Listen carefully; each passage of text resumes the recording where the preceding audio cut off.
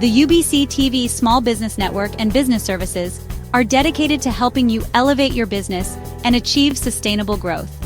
We offer comprehensive support, starting with expert assistance in business planning, ensuring you have a solid foundation for success.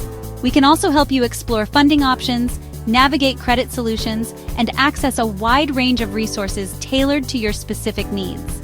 Furthermore, we provide unique opportunities to showcase your business and share your story on our dedicated business TV show and on UBC TV. UBC TV boasts a substantial viewership, reaching over 23 million engaged viewers, providing unparalleled exposure for your brand. Don't hesitate to contact us today and discover how we can help your business reach its full potential and achieve lasting success. Hello, everyone. It's Peggy Dotson. How are you doing with UBC Small Business Network? Welcome to another exciting episode. I'm particularly excited about this episode because it's based on the psychology of money. And I think I have one of the best people I could ever have in reference to that subject matter. And we're talking about Sidhu. That's Good that's morning, Peggy. Good How are you? morning. Good morning. I'm doing great. Tell us a little bit about your company and yourself, and then let's get into the subject matter of the psychology of money. But that's a big subject these days. People don't often think about the psychology that of money and finance, and it's a whole. I think it's the centerpiece of what is happening on a daily basis. People just really think about it as a commodity itself, but not how it influences what we think, how we feel, what we do, how we move, and how we move through our different family structures, our community structures, and all of that. So let's get into it, Mr. Mike. I'm very excited about this. This is great. Thanks, Peggy.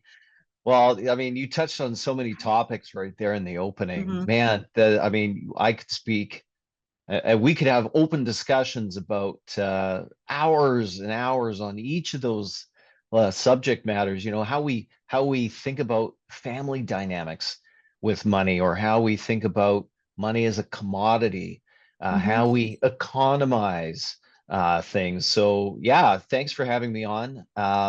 Just a bit of background about me. I'm hailing here from Vancouver Island, British Columbia, just outside of Victoria, BC, here in Canada. But I'm going to talk more in broad terms, not necessarily American or Canadian terms, but just about economics in general, and the way that, to your point, the psychology of money. Money is action, and we action things through the way that we make decisions about spending, accumulating wealth. Even the Right. mindset about wealth accumulation is really important. I've been in finance for 30 years. Hmm. Clearly I started when I was two, right? Yeah. But but uh, I started in foreign exchange. I got into kind of the banking side of things. Was there for 17, 18 years. And then I had an offer to start my own practice, which I did in late 2014, early 2015. And for the last 10 and a half years, been kind of going to the beat of my own drum. My wife and I run our practice together, which Okay. is cross Canada. We have clients in the States, right from Toronto all the way west out to the coast here, the West Coast. Hmm. And it's really interesting because when I got out of the banking system, Hmm. I really started educating myself on what was out there. What kind of other things have I been missing? And banking is definitely a silo. It's a mindset silo. You know, you do certain things, but who does it benefit? Well, hopefully the client gets the benefit out of all that, but really the bank. We're going to talk probably a lot about banking today because that Yeah. is embedded into our view of how money works, and Hmm. that banking has become synonymous with singularity, that you can only bank through a bank. You can only do banking That's through true. banking, but there's many different alternatives to banks.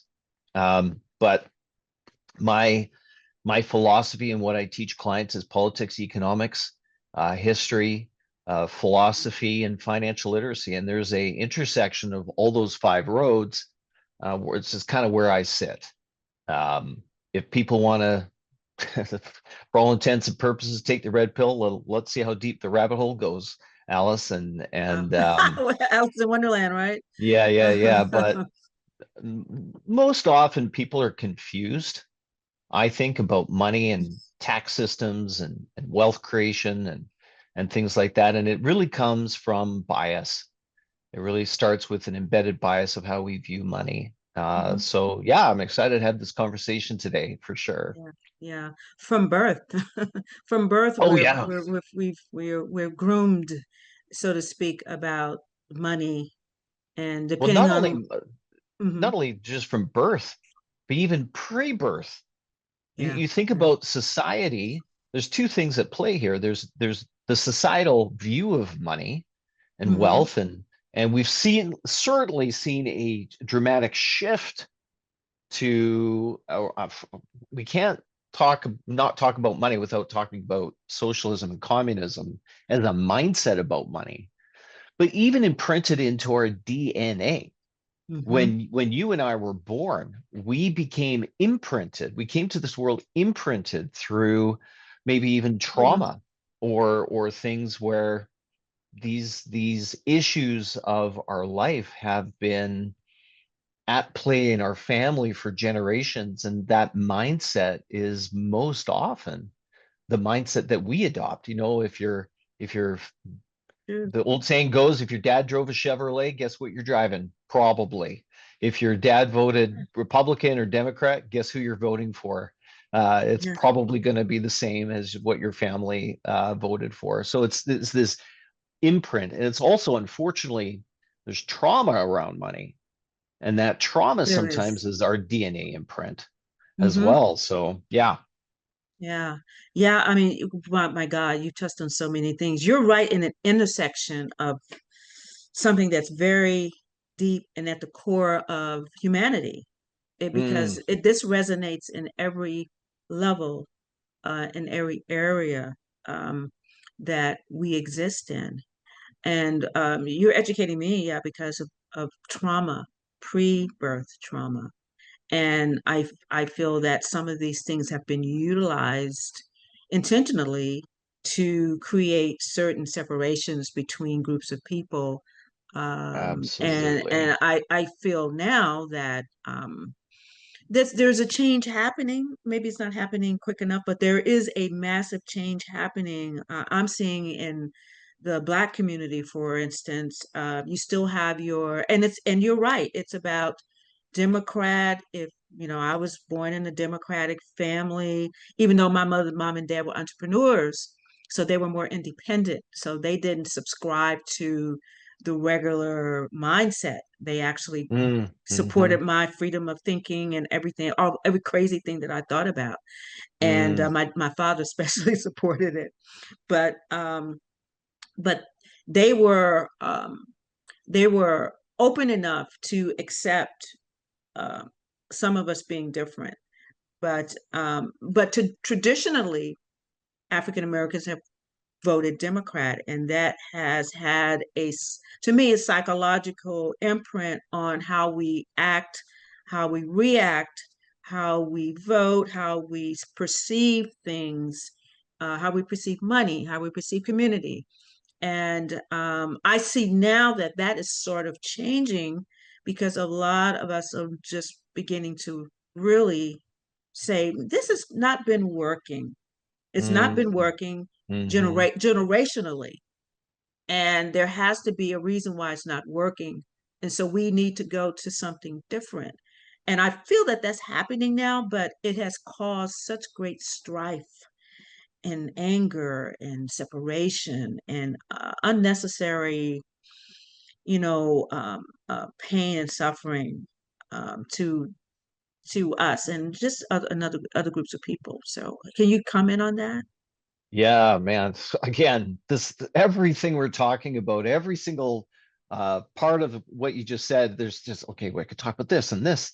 There's just so much to jump off of here. That means that we have to Pain, do a series. clearly, Yes, yes, yes, yes. Peggy, when you talk This is about part one. yeah, yeah, there you go. When you talk about pain and suffering and poverty, Mhm.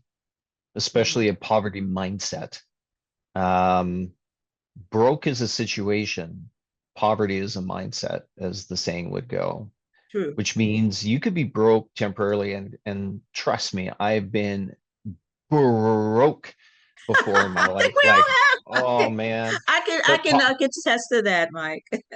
poverty was never my situation. Right. Yeah. Um, I love the way that Robert Kiyosaki talks about, taking that responsibility. And this goes back right to Benjamin Franklin, who said, the best investment, the one that pays the best dividends, is your Mhm. own financial literacy. Learning about money, learning about how money works, and learning specifically about how you can capture some of this money that's floating around out there. It's available to everybody, and I think that's really the first step. Is Yeah. we may have been in a situation in our lives where there is generational curse of poverty, generational curse of this poverty mindset. Hmm. Um, and I think the difference between those who break out of that mostly, what from my Hmm. experience, has been a belief in being able to. And that's a Right. huge step, I think, when you think about, well, how can I become successful? I'm not the right this, I'm not the right that. I don't have the right friends. I don't have the right skin color. I don't have like there's so many, things going on with that. And True. I can appreciate that you've been lied to about that. Let's be honest, you've been lied to as part Right. of the system to hold you down. But Hmm. when we stop looking for solutions through an election ballot, and when we start looking at solutions in here and in Hmm. here and in our Hmm. relationships, oh, I don't know the right people. Go meet them. Oh, Start leveling yes. up your relationships, man. Yes. Right? So if you don't know the right people, get to know the right people. If you're uneducated, start educating yourself. Uh, Ignorance is a choice, stupidity is not, This right? is So not fixable. don't remain. Stupidity, in my view, is when Hmm. you choose ignorance about a certain Oh, topic or something like that, right? So if yeah. we're saying, well, I don't know, well, why don't you go find out? Well, I don't want to Hmm. know. Ah, so there you reveal yourself to yourself. Yeah. Um, and for a lot of your viewers are obviously African American background. Why don't you start with one of the greatest economists that ever lived and still alive? Hmm. Start consuming YouTube on Thomas Sowell, for crying out loud, right? Right. He's one of the greatest black economists probably that is as in modern history, in my opinion. Hmm. He Hmm. is a giant, obviously of the Chicago school of thought, Hmm. which may be even offensive to some people. But where does offense come from? It's because you're choosing to be mad rather than choosing to be open-minded. The more Hmm. offended somebody is, I find, the more closed-minded that and unwilling to listen or learn. I'm offended. Well, what does that even mean? Who Yeah. cares? True. That's very true. And what you're saying about just go out and learn, that's so vitally important to do. If you don't know something, then research it and stop making excuses. And what you were saying, I echo this. If go out. For me, spoke to one of my colleagues the other day about how I feel about what's going on because they said, "Oh, this economy and this guy's doing this and this." I said, "Listen, Go out and stop focusing on politics. Stop focusing on politics. It's a distraction. What can you do now Well, to create your new reality? What can you do now to create your financial success? A lot of people are upset about DEI which I don't care about that. I am in the business. I've never benefited from DEI. I've never even, my family didn't benefit from DEI, and it doesn't exist in my industry. You have to be good at what you do, or either you're not. And if you're not, then either you get better or you move on to something else. And so what you're saying is meritocracy matters, yes, yeah, right? yeah, Meritocracy matters. yeah, yeah, yeah. You just, stop blaming everyone else, and go out and do what you have to do and learn and grow. And if you don't know something, find out about it. Research. I'm a great researcher, and I taught myself a lot of things, and I don't believe that I am bound to a race or anything. I feel that I am a being. I am an entity. I am Peggy Dodson, and I am out here as a professional to do what Mm, I have to do. And that gets hmm. me into rooms to talking with the CEO of AT&T or anyone like that, because I'm not looking for a handout. I'm looking for I'm looking to a level playing field. Let's do business, because I know my value and worth. And I feel that you're right. We really need to get out of that mindset of political things. Voting is going to change things. It's not. It's not. It's not at all. So can you No. talk? Well, it's Let's talk like about that. left and the right is the wings of the same bird. So Yeah. why are you voting for the bird? Yeah. I think Exactly. you just to jump off something you were saying is media. How much is the media uh, beating a dead horse in terms of the division that it's creating in society? So let's even just stay on that for a second. Uh, Man, I haven't had cable in like 20 years since my kids Touche. were Wonderful. my kids were born. So I'm not influenced. I don't care what channel your people are talking about. I'm not influenced by that. What I'm Correct. doing is I'm talking to people. I'm getting to know people and individuals. I'm educating like I'm constantly learning and growing and developing my mindset, my brain, Hmm. Hmm.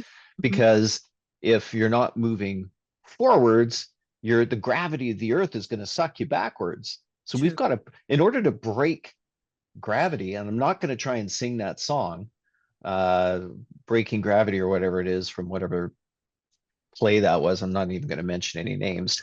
but Okay. I won't but mention it if you won't mention it. thank you, thank you. But if we're going to defy gravity, then we need to work our butts off in order just to move an inch. Taking an example, I love speaking with kind of examples and allegories and stories because I think people understand it more. When the Hmm. space shuttle is going to, launch off the Earth, a very significant portion of the launch sequence uses fuel in the first 3 inches of Wow. movement, like to Wow. take that Take that huge huge. Yeah. Exactly. rocket and to move it, to get it to start to move.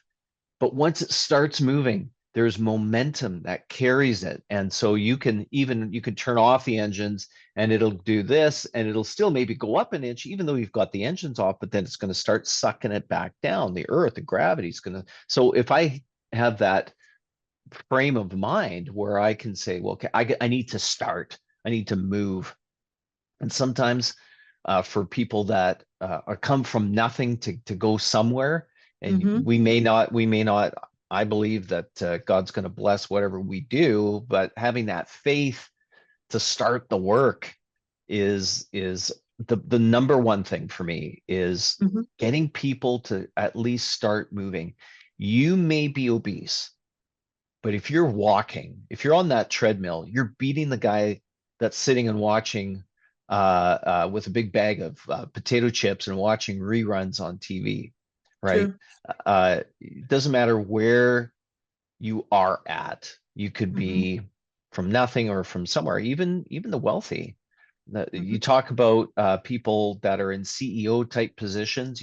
Mentioned the CEO of AT&T. I can guarantee one thing, that he sets aside a lot of time to read and start educating himself. Most CEOs read between 20 to 50 books a year. Mm-hmm. I've set the goal of trying to read 50 books a year. That's not happening. But I'm trying. Like You have to there's speed some read. years. Oh yeah, you gotta figure it out. Well, some people just get the Coles Notes version. I'm Yeah, more true. like you. Like you, I'm a researcher, so I'm trying to dig in. As soon as I get into a book, it's game over. Like my wife just laughs at me all the time because I I make notes and I'm doing all this history, and I'm like, anyway.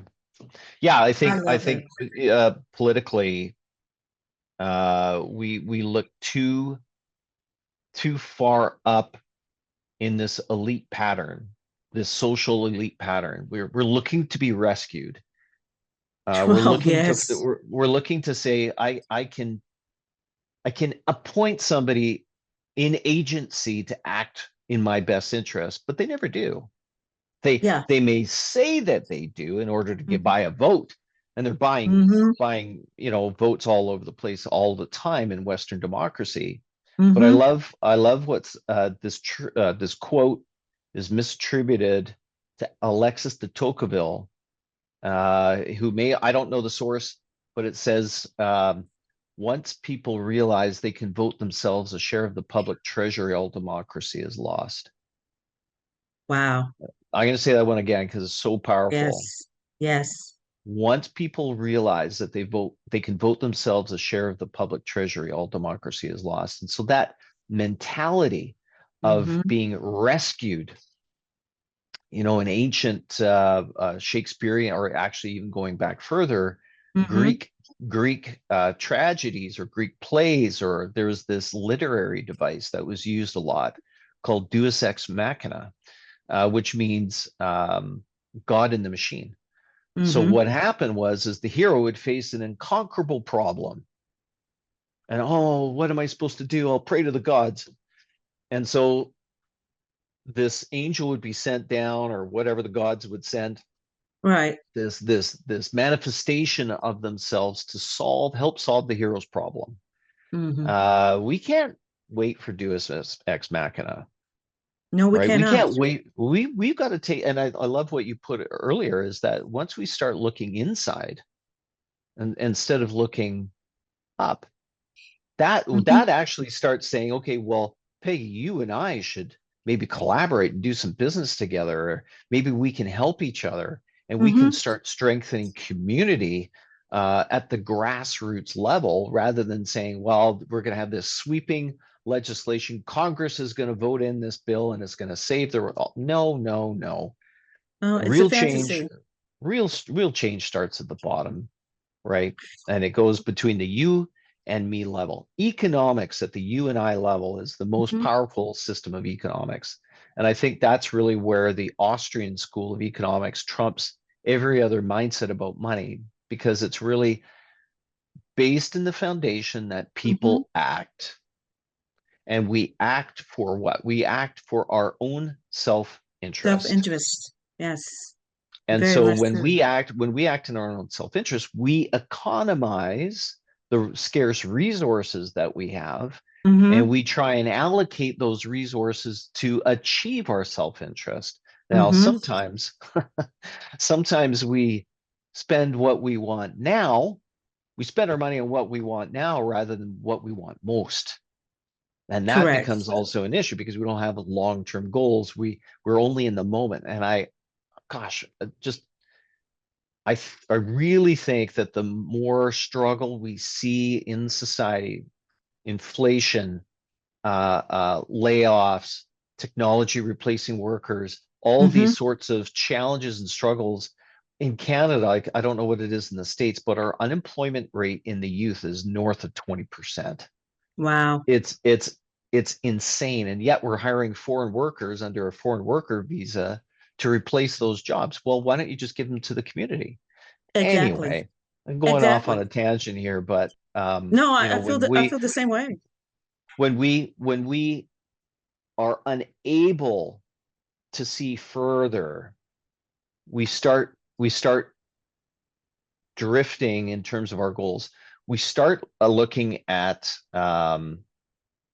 Maslow's hierarchy of needs. You've got that self-actualization at the top, survival Right. at the bottom, then stability, etc. Mm-hmm. So economics plays a big role in suppressing us. Inflation, what our capacity was before, is now reduced. So Mm-hmm. now we start becoming more angry. We start, There you go. maybe fighting with our spouse more.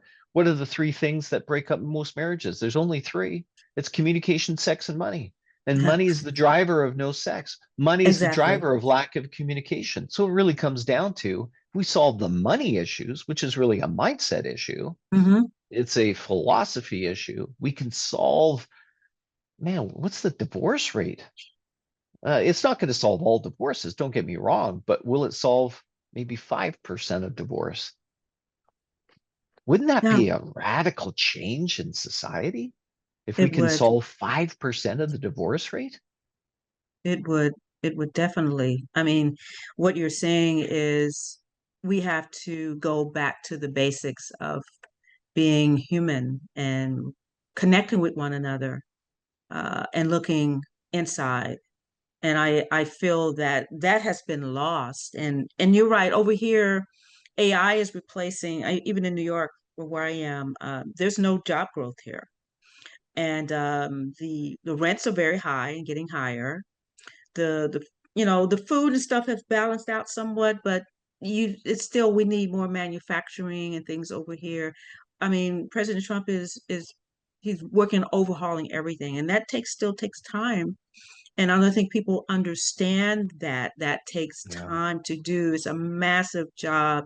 I think that he's doing very well in restructuring everything, but people, once again, the media and the microwave, you put the meal in the microwave, 30 seconds, it comes out. That's a fantasy. It doesn't work like that in reality. Yeah. And it takes, I hear people talking, well, he's going to do this, he's going to do that. I said, what are you going to do? What is your Hmm. part in helping to make things better? You have Yeah. to stop looking just at President Trump and all of his administration to do everything. You have to participate in making this whole country better as well. And I challenge people all the time. What is your plan? Are you going to sit back and do what? Nothing? Then nothing will happen. We have to come together, and we have to come together. And like you said, here in, I would take Harlem, for instance. Um, you walk on 125th Street, and people are angry. You have the vendors that are hustling, doing their thing on the outside. Those are the real entrepreneurs, because they Mm. make money. They see what is happening, and they go out and they buy this and they buy that and they sell it in the marketplace.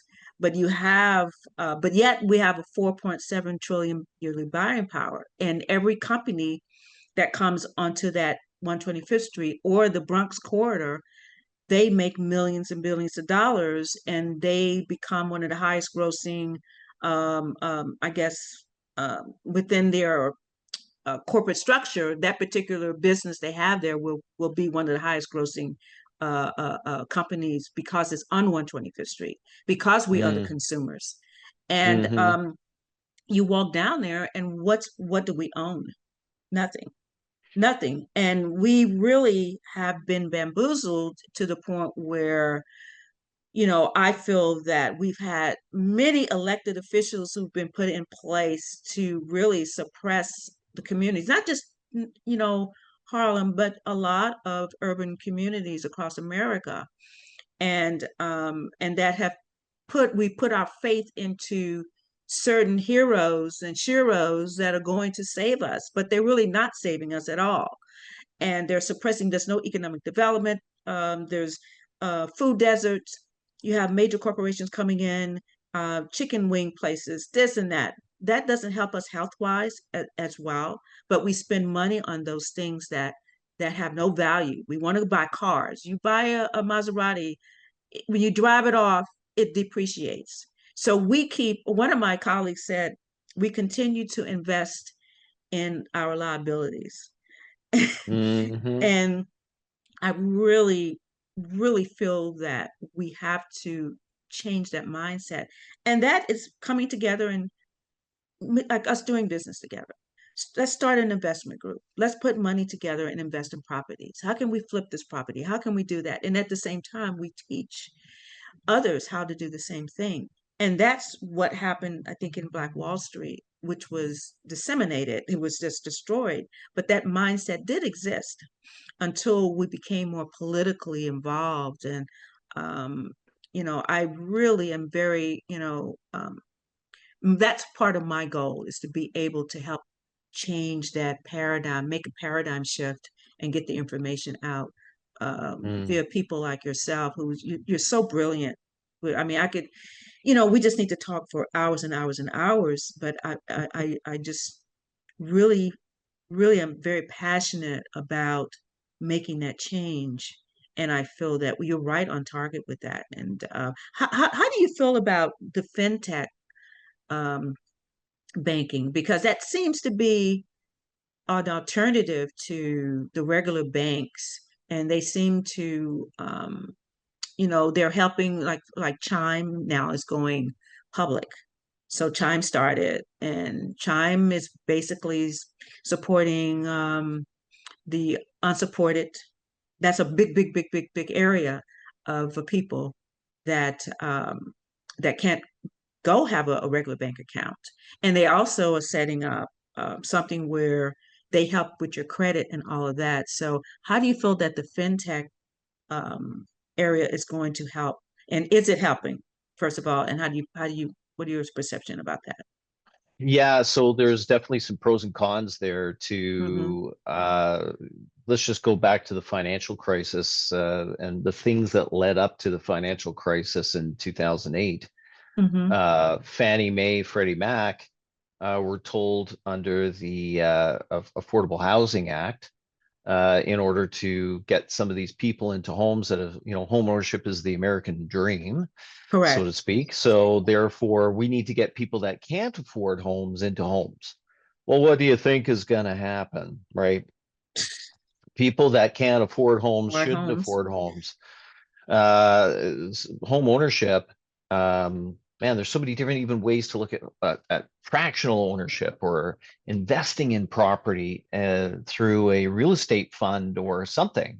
Get your foot in the door through partial ownership rather than taking 100% of the risk on yourself.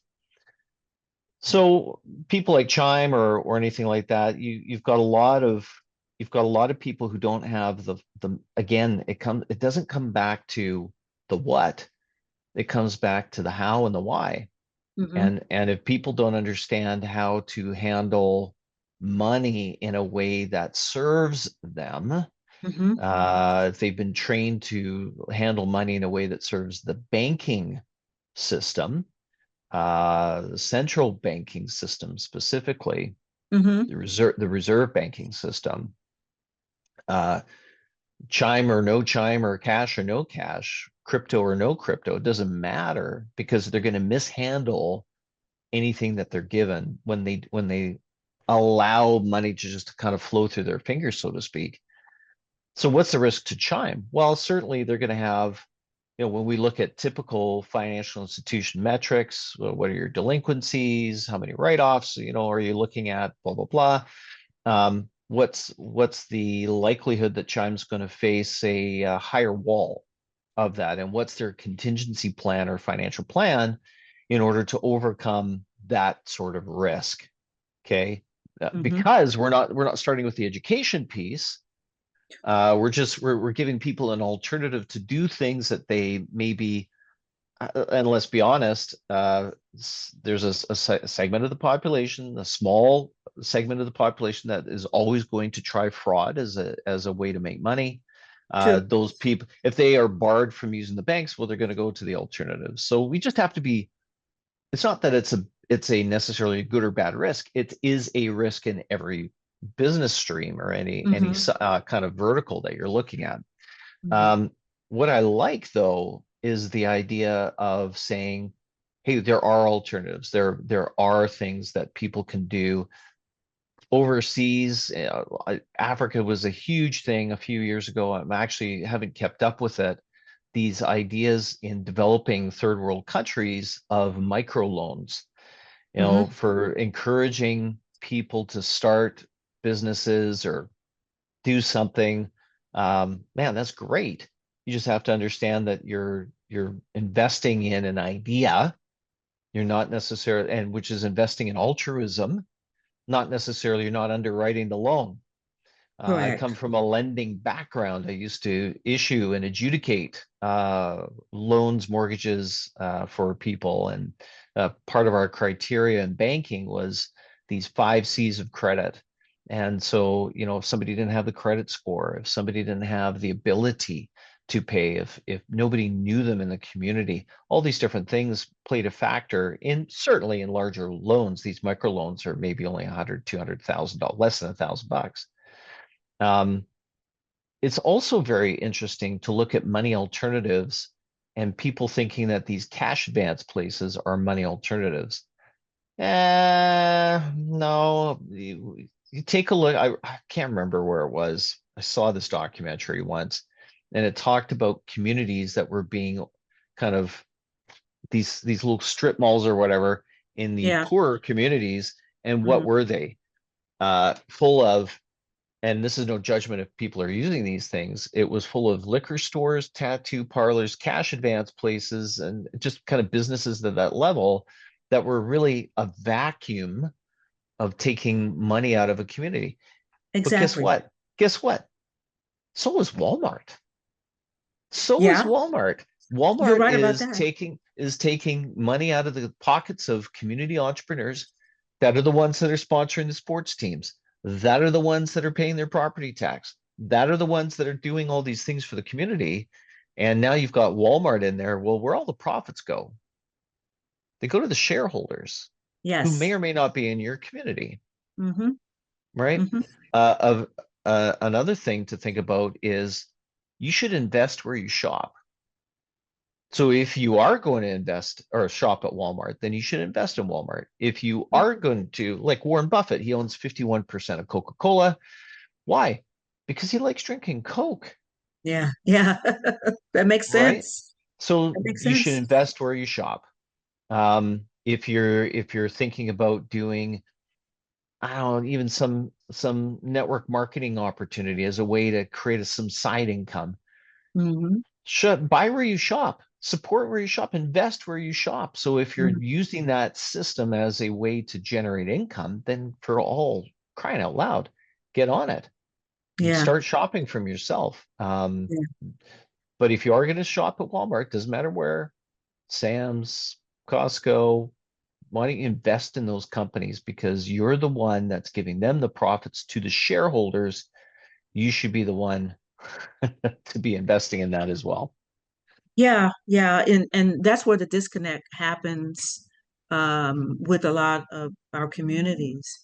We buy, but we don't invest. There is a group of us that do invest, but it on a whole, it's not happening.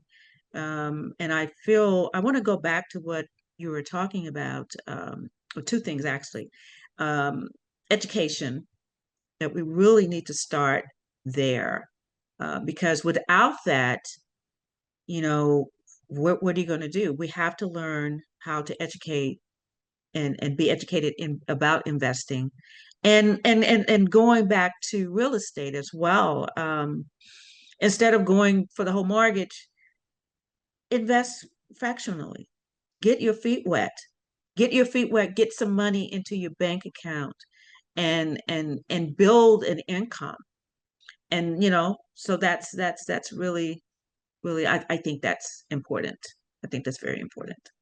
Just Yep. very Yeah, and there's many investment opportunities. Again, to educate your viewers, they should be the ones that are educating themselves about what other opportunities are there. Well, I don't know. Well, that's no excuse. You remain important. ignorant without the information. You remain stupid when you refuse to get it. So, like, there's, and you got to be careful. Not saying that anything is suitable for people to invest in or not, but I do believe that there are opportunities where you can get into rental properties on a fractional basis, get involved in an investment group or club Mhm, in mhm, some way. Start learning about what other people are doing in order to help themselves break free of their situation. mhm. There's mortgage funds, you can be invested in the debt side of real estate. Again, I can't tell you how careful you need to be and vet the Exactly. opportunities because you don't want another junk bond fiasco. Hmm. I deal with a mortgage fund here in or not here, but in Vancouver, British Columbia, that's run by a group of accountants, and they have a very secure lending process, and it's verified and true, and they're doing great things for some of my clients who have invested with them. But Hmm. maybe there's other things that you want to invest in a fund that invests in rental properties and generates an Hmm. income. And so you can, on a prorated basis, earn a little bit of income on that. Right. Right. Lots of great places to start.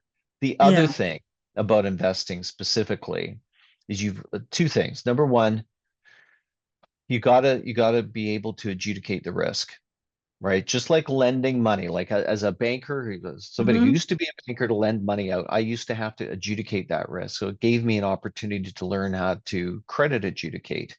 Right. So when I look at opportunities, I'm always looking at the people involved. I'm looking at, okay, what's the security? What are the things? What are the risks? And trust me, I've been burned many times by We all back when have. I was a banker lending, but also when I was an investor investing in Hmm. different things, and I got fooled. That's the reality of things. It's not to say that they were fraudulent or not, but it was more about saying, macroeconomics and politics and different Correct. political risks became an issue in Hmm. where we were investing. The Hmm. second thing that I would say, so number one is understand the risk of what you're doing before you invest. Number two is don't think that you're going to hit it out of the park with in one thing. Everybody's looking for the big payoff, but Yeah. the real people that are doing really, really well are hitting base hits, you Hmm. know, bunts, single base hits, that sort of Yeah. stuff. Don't hit the home run Yeah. because the commensurate risk that happens with those commensurate returns, you be Can lose burned. everything. You're Yeah. gonna be burned. Yeah, good. You can lose everything. I think that's another reason for education and getting in front of people and you know there are a lot of so-called little seminars and things out here, but they don't really they can tell you how to do a business plan, but they don't really tell you about investing. They don't teach about wealth, building, wealth generation, um, creating a trust and what a trust is, understanding credit, understanding philosophy like the psychology of money and the social part of it and how that has influenced humanity in the decisions they make about everything. And so I concur with you totally about that. What advice would you give someone who's looking to really start say, okay, I hear you. I want to make a change. Where do I start? How do I start? That's a great question. That's a phenomenal. And this again is a 3-hour seminar just in this one question alone. No. Well, we're going to get you to do a seminar for us. Yeah, yeah, I'm I'd love locking that. you in on that. So everyone, this is the man. When we have him, you need to get there because it's going to be a 3 hour seminar, and he's awesome. But yeah, that's the Where do you question. start yeah, so I would say is um okay, I'm going to come at this in a different way. I'm going to come at it from the philosophical, psychological side because we're Okay. talking about the psychology of money today. Mm-hmm. Mm-hmm. Uh, and the saying that I would get rolling on this particular piece is if you thought to be true turned out not to be true, how quickly would you want to know it? And the second part of that is if you say yes, then you're automatically going to assume, or we're going to automatically assume that whatever comes after, you're going to be okay with. And I'm not suggesting that you're going to be okay with the action. I'm okay with the consequences of that decision. Mm-hmm. Too many people make decisions, Peggy, based on the fact of they think very short. That they don't have a long-term mindset. They have a very short-term mindset. So Yes. with every action comes a consequence. And with every, therefore, decision, we're not choosing to make a decision, we're choosing consequences. We're choosing alternatives with decisions, Mm-hmm. right? So Right. therefore, what consequence am I looking for? Okay, well, depending on the person's age, depending on their goals, like maybe start with understanding where you're at, being real with where you're at. Let's start with the budget. Let's start with the reality of your situation, because I think a lot of people are because they're living on credit, they're like, I can do anything I want, and I can go here, and I can go to this restaurant, I can do Uber Eats, and da da da da da. And that may be Mm-hmm. true, but what is the consequence of those decisions? I'll Exactly. give you so the number one thing that I teach people with budgeting is learning how to fall in love with your frying pan.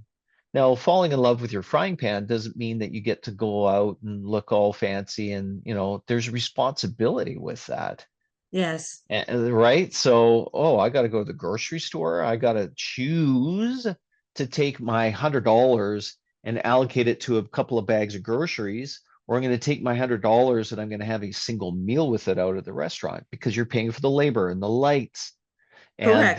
the food costs and the heat and all those ambience. You're paying for it. Well, why don't you just make your home that restaurant? You may not get the Correct. same ambiance or something like that, but man, cook yourself a good steak or whatever, or Mm. chicken, or get your. I'm a carnivore, so I'll there's my bias. But whatever you want to make yourself, figure out how to cook it yourself. Mm-hmm. And people are like, but I don't want to. No, you're choosing consequence. You're choosing the consequence of a bad budget if you can't get your proverbial stuff together Mm-hmm. and your money house in order. So start with a budget. Start with learning how to prep and make and clean your meals. I'll pull the big thing from Jordan Peterson. Don't change the world until you change your sheets or clean your I room like or that. anything like that. That's Right? If we're right. talking about psychology, we might as well quote, a great psychologist. Mm-hmm.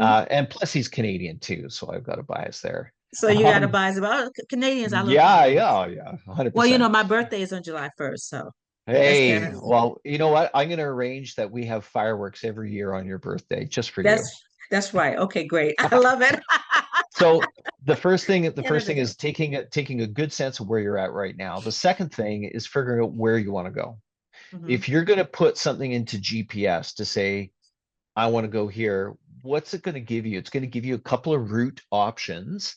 And then once you've got those route options, you select the route, and then it's going to say turn left, turn right, turn left, turn right. So you've got to figure out where you want to go. You've Hmm. just got to decide what you're going to give up in order to get there, because you've got things that are anchoring you into your present situation. Hmm. And then plan your work and work your plan, as the saying would go. So what does that mean? That means you've got to be dedicated to every day doing something that moves you even an inch or half an inch or a couple of feet towards your goal, and recognize that it's going to take time. Saving money takes time. It takes discipline. Hmm. And then plan for the unexpected, because I know this guy, his name's Murphy, and he has a law. If something will happen, it's going to happen. Yeah, So it's it's not true. if your car blows up. It's not if the kids need braces. It's when your car blows up. It's when is that flat tire. So what is your contingency? You Mhm. know, your savings is going to be divided up into many different things. It's going to be divided, okay, here's my emergency fund. Once I've built, most people don't even have a emergency fund, so They therefore they're don't. bankrupt in 90 days. Right. But I will say this, Americans save a lot more than Canadians do. Oh, really? Our savings rate is literally abysmal. It's in the toilet. But Wow. Americans save more than the Canadians do. So a lot of their disposable income goes to savings. We just seem to, I don't know, Why do is that, stuff with Mike? it. Why is that? Why is that? I What's the honestly, psychology behind that? yeah, that's another seminar, Peggy. But I think um and actually I was talking about this with one of my friends, Rick Rule, who's a well-known investor in the resource space, and he says, Hmm. look, the real issue with America is your spending, your government spending problem. It's Yes, destroying the currency. it is. But Canada has the same issue, just on a micro level, because we're, you know, 1/10 the size of the states. But we have a problem with taking personal responsibility in Canada. I think Americans by Mm. nature are more individualistic. But if you take a look at the savings Mm. rates in the Far East, for example, China, Japan, those sorts of places, they're saving 20% or more of their income. What? Why? Yeah, they have a very high savings rate because that's the cultural mindset. Well, I know we were talking before we started here. We're talking about culturalism and ethnocentrism and all that sort of stuff, but Yeah. culturally it's part of the nature of their culture. So why isn't it ours? Well, because we like getting into debt to buy the new fancy car or go on vacation, or we want to buy a brand new TV and half of it is financed either Immediate on credit card, gratification. immediate gratification, right, rather Yes. than delayed gratification. Mm-hmm. So you know, so that's the emergency savings plan. Once you've built that up, then you can start saving for your future. Mm-hmm. um, Again, this comes back to self-interest. We talked about this right at the beginning, was we will act in the ways that we believe are going to accomplish the things that we want most. And if we want what we True. want most is what we want now, right now I need to build an emergency savings. Maybe that's your number one priority. Well, then you will do you when you have that goal that's top of mind and you talk about it all the time. I'm really excited to build my emergency savings. Like it doesn't have to be fancy, but let's put 3 months worth of your income. That might take you a year. That might take you 3 years. Who cares? Because we can't be perfectionists saying, well, it won't take, you just said it, you know, immediate gratification versus delayed gratification. Mm-hmm. It's going Mm-hmm. to take too long. I can't get my mind that far in the future to be able to set my Exactly. next goal. Don't worry Yeah. about the next goal. Get the Yeah. first goal done first, then get the Mm-hmm. second, then the next, and you start growing and developing. So, you know, budgeting, savings, thinking long range, and then realize that if you don't make changes today, you will have a really crappy future because we will either make the hard decisions now and make the future easier, or we will live today easier Mm-hmm. and tomorrow's going to be, our future is going to be really hard because now we have inflation that's fighting against us. Now we Mm-hmm. have all these rising costs and scarcity that's, you know, what are we going to do? Yeah. So what I tell most of my clients is paint for me the best picture you can. Okay, that's one bookend. And then take your worst case scenario. And for some people, it's like, well, society's collapsing. That's like way off here, right? But take your Yeah. best and worst case scenario, make a plan for worst case scenario, make a plan. So prepare and plan. Correct. Everything else is a balance between those two metrics. And Mm-hmm. it's very subjective. So if you want to be more successful, you got to put this out here. If you think the world is going to collapse, you're going to put this way out here. But everything, people worry too much about, well, what if this happens? What if this happens? Well, do I have this and do I have that? I've prepared for the worst. I'm planning for the best, and I'm doing the best I can. Mm-hmm. That's it. That's it. That's it. So Mike, you know, do you want any more clients? Do you want more clients? How can you have you're a speaker, you're on social media and all that. So and you're going to be on UBC TV as well. So how Apparently, there's about 35 other things that we got to discuss. So yeah. yeah, definitely, definitely. Well, I mean, we're talking about an hour So already, and yeah, it's just like I'm a it's just getting rolling here. Um, One of the things that I would highly recommend people do is start somewhere. mhm, Start understanding that you are responsible for your own life. Stop wishing for a politician to come rescue you because Deus Ex Machina, it's not going to happen. mhm, People are getting really tired of the political apparatus, and they're getting really tired of a system that's beating them down, dividing them. right. We're divided constantly between left and right politically, between the haves and the haves not financially. But really, it's the people that we have allowed over time, this gradualism towards I'll be frank, it's a gradualism towards socialism that you You're take a right. look at you take a look at the New York candidate for mayor right now. He's a abject communist, He right? And is, yeah. people are it's like a Hegelian dialectic. You create a problem, you make people fearful of that problem, and then you propose a solution. They'll take any solution you point out. That is, oh my God, you're reading my mind. I say this all the time. Oh my goodness, it's true. It's true. It's true. I'm surprised at a lot of people, but I'm not surprised at some people. And it's I don't get it for someone that is proposing to put in social workers as police officers when people are being abducted, children, murders, rapes, and things of that nature. You're putting people who are not qualified in place to protect people, and that's not going to work. It's not going to work to have free you're putting people out of business. You're not. It's not going to work to have free stores for free food, and it goes back to the mentality of someone save me. You know, people keep saying, "Someone save me." We have to save ourselves, and we in doing so, we have to get back to communicating with one another. Um, forming alliances.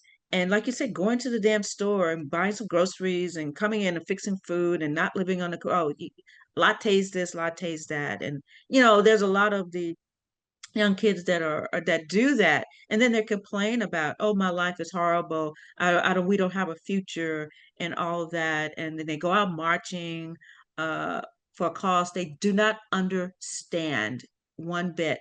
But the result of that, their decision, is going to be worse than they can ever imagine, and they ever imagine. And, it's just, it's really we're in a critical situation right now. And to go back to what you were saying, how we are imprinted before we were born, with the mindset, you know, um, all of those things come together, and with the socialism and all that, it's just we really have to do something about it. I'm going to do my part to as a media outlet, as a activist to a degree, for people to stand up and get off their asses and do something about their lives and stop waiting for Well, thank government. God that you're doing that, Peggy. And just get up and stop, I was going to waiting say for other thank God for people. your people like you that are doing that. Yeah. I mean, and people like you, Mike. Thankfully there's people like you out there.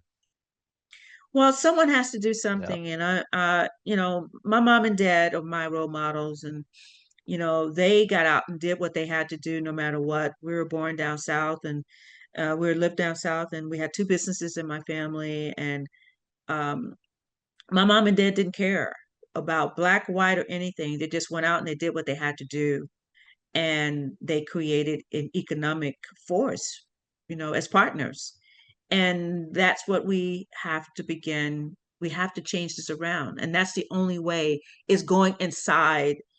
That is how we're going to save ourselves, not by going on the outside looking for anyone in the political landscape to save us.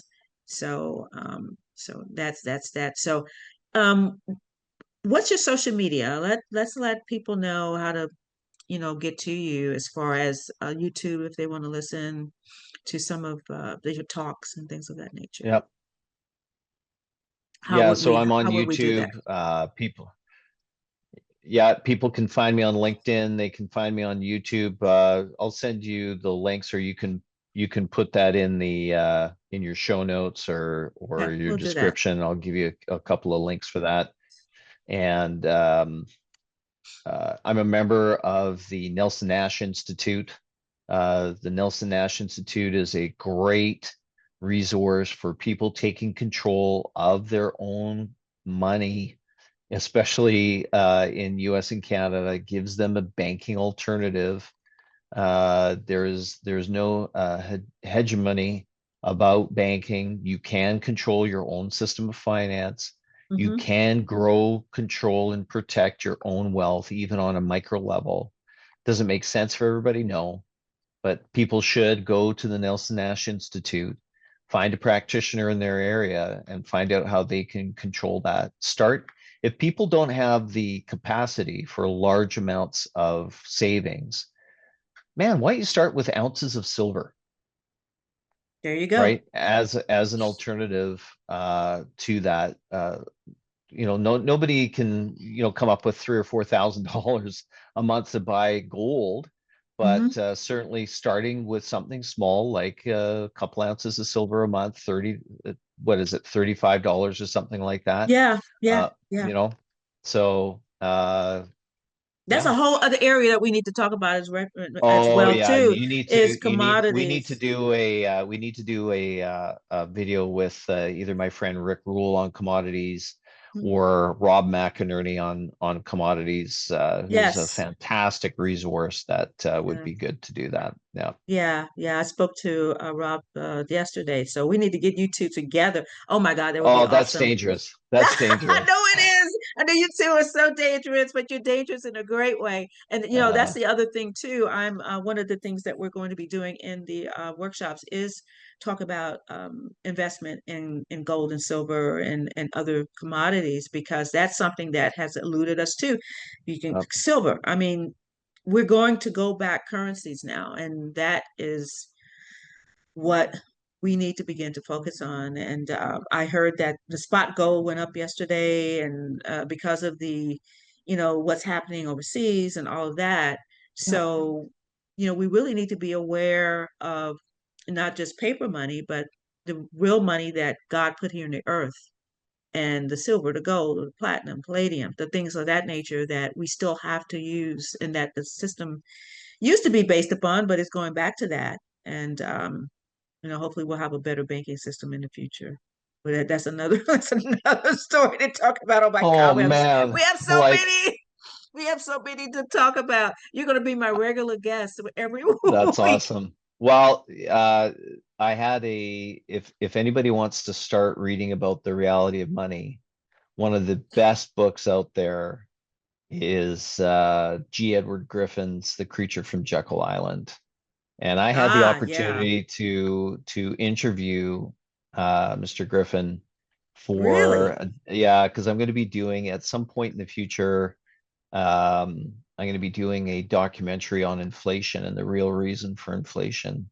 Hmm. And for your viewers who also don't mind watching Tucker Carlson, Richard Werner just did a fantastic interview a couple of weeks ago, which would have been, I think, either July or August of 2025, for if you're Uh-huh. watching this far in the future. Fantastic interview about inflation. He doesn't get everything exactly right, but he gets a lot of it right. Right. Banking, banking, and this speaks to the philosophy of banking. And even people in the banks don't know this. They don't know or understand that they create inflation. They don't understand it Yeah. because they don't understand the foundations of money. They don't understand the foundations of economics and the history. of money and how money works. So highly recommend you watch that one. Get on YouTube and just start watching or consuming as much Thomas Sowell as you can. Okay. Milton Friedman. Uh, for those of you who are maybe familiar with the Austrian school, start reading Mises, start reading Hayek, start reading Rothbard. A very palatable, easy read for those getting into that is Interventionism by Mises, Socialism by Mises, and The Road to Serfdom by Hayek. And I'm going to be sending you a copy of What Has Government Done to Our Money by Rothbard as part of my gift to you is the Awesome. package of books that I'm sending, which is a fantastic mini treatise Mhm. on the history of money. Wonderful, wonderful. Mike, you're awesome. Thank you for taking this time out, for being on the show. And this is one of the most exciting episodes that I've experienced. And this is the opening of something really great that I think that we can be, to do to help people. And, Buddha said, he said something I'll summarize about when you know how to give, when it's what it's like to give, you will always give because it is Mm, something that fulfills your soul. indeed, And indeed. that is my goal, is to fulfill my soul purpose here on this earth, and to be an oracle of news and positive information and uplifting information, and bringing brilliant people like yourself to a platform where people can really begin to now say they can take control over their lives. And a lot of people feel so hopeless right now, like, what do I do? The economy, the government, everything. There is a way out, and we have to focus and refocus on what's real and understand and read and research uh, on people that have gone before us and the brilliant people that are here now, like yourself. You know, So, it's thank you very much, Peggy. Thank you for what you do and the information that you're getting out to your viewers and listeners. It's the big thing is take a breath. My dad always said, "Oh, take a deep breath." And man, that advice was actually sound. And and yes, because guess what? No matter what we're going through, the sun is going to come up tomorrow. So if true. that sun is going to come up tomorrow, can I move on another day? Can I, no matter, and as I said earlier in this thing, man, I've been broke. I won't get into it today, but there were days when I was like, am I gonna make it? Right? Yep. Everybody, and if you got to see yourself Yes. through that. Yes. So wherever you are, um, have faith, have hope in a better, brighter future that will require you to take hold the mantle of your responsibility and the mantle of your leadership. With that, I'm going to end it because there's nothing else more to say. Peggy, thanks for having me. Thanks for having Okay. me. Appreciate you. Thank you so much. Thank you, Peggy Dotson, Urban Small Business, UBC Small Business Network. We are here to help you, and we will be back. Watch us for the next episode. Thank you. Peggy Dotson signing off for now.